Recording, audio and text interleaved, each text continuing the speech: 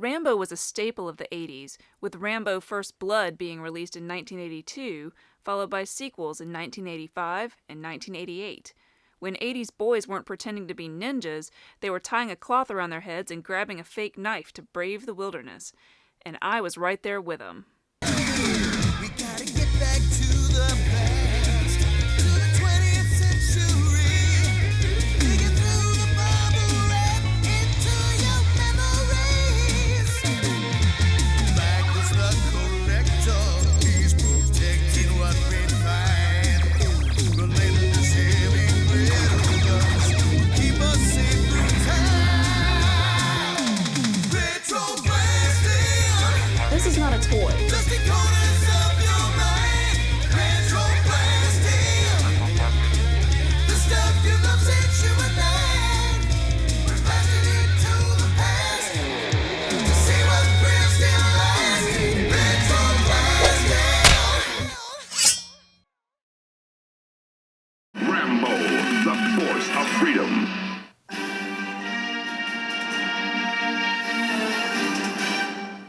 I love Rambo. I'm one of the few preteens I knew who actually saw the films. The giant knife, the anti-establishment sentiment, lots of explosions. The giant knife. I mean, what's not to love? Then a couple years ago, I was doing some research on cartoons of the 80s, and I came across a mention of a Rambo, the Force of Freedom cartoon. Wait, Rambo was a cartoon? Now, I know the 80s was about merchandising anything and everything, but I couldn't believe they made a cartoon out of Rambo. Rambo has a history of being changed in order to make him more palatable for general audiences. The original book, First Blood, from 1972, depicts a Vietnam vet who can't find his place in society, and he goes nuclear when he's being harassed by cops. Also, he essentially murders a whole bunch of people and then gets shot in the head by Troutman, his commanding officer. In the first film, Rambo is a damaged veteran who wants to avoid a fight. Then he became the embodiment of Reagan-era patriotism as an army of one, and slowly moved away from being the face of post-traumatic stress disorder. He begrudgingly worked for the military to save other soldiers in the second film. By the third film, he bore little resemblance at all to the character from the book. But while the films were wildly inappropriate for children, Rambo himself had so many great qualities to use in children's merchandising. He had big muscles, lots of cool weapons, he was a survivalist. They had to find a way to market him. You may be asking yourself, how could they possibly make a cartoon out of this? I was dying to find out. Rambo. Rambo was the first cartoon developed from an R-rated film. 1 year after First Blood Part 2 hit theaters, Ruby Spears dove into the action genre with both Chuck Norris's Karate Commandos and Rambo, the Force of Freedom. Rambo lasted 65 episodes and went after the weekday afternoon market. The DVDs are available through Lionsgate in 6 separate volumes. A quick side note here. I was well into the DVD set before I realized that these episodes are not in order. And that's a big problem because the first 5 episodes are a mini-series. In order to get that mini-series, you have to buy 5 out of the 6 DVDs here. For this cartoon to get past 80s censors and parents, some pretty big changes had to be made to make this a kid-friendly property. So Rambo got another makeover, and even further away from the original character. How do you make Rambo palatable for kids? The first thing they had to remove was all reference to PTSD.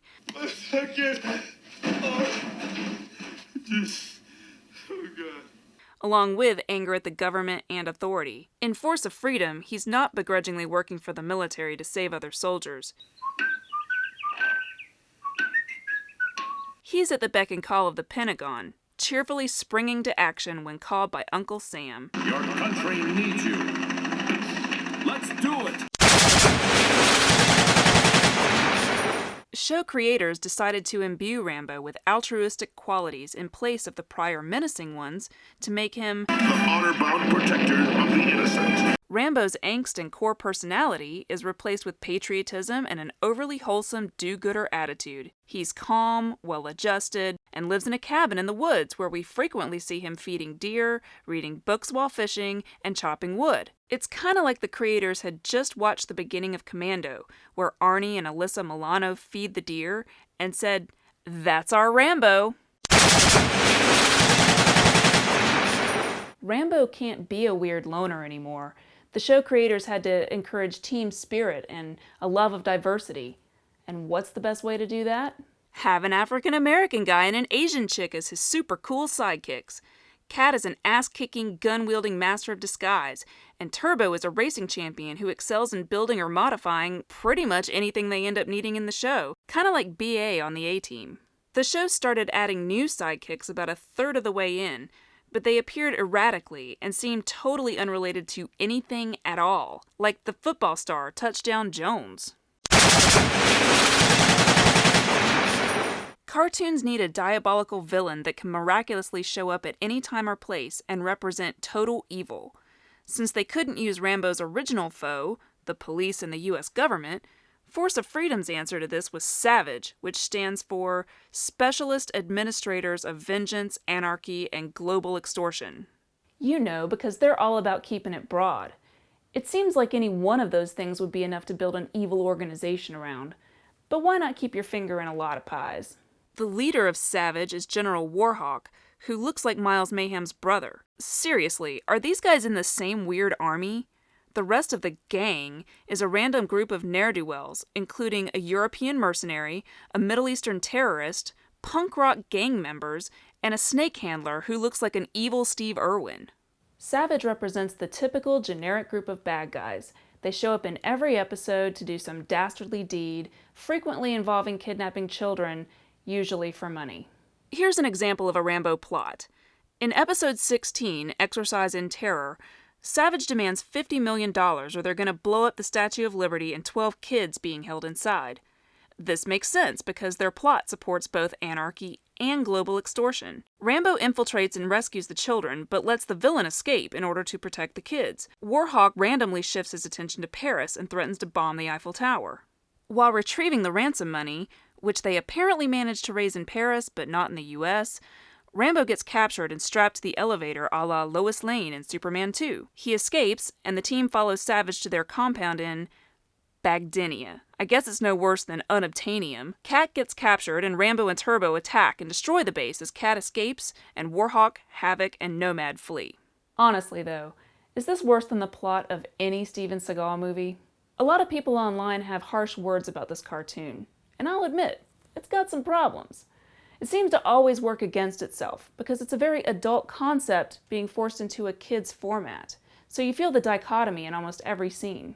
You'll be watching a great battle sequence with the rising score behind it and thinking, wow, this is killer! And then Rambo, voiced by the same actor as Keith on Voltron, busts out with some corny line like, Some people never learn.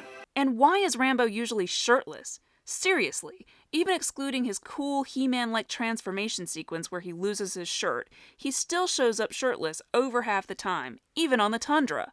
It's like he should say, fabulous secret powers were revealed to me the day I stripped off my shirt and tied this red strip of cloth around my head. Some people say that this show is a cheap G.I. Joe ripoff. They think that the military theme, along with the mirror-shaded Warhawk, makes for a similar vibe. Others say the violence and action is over the top and that the writing is poor.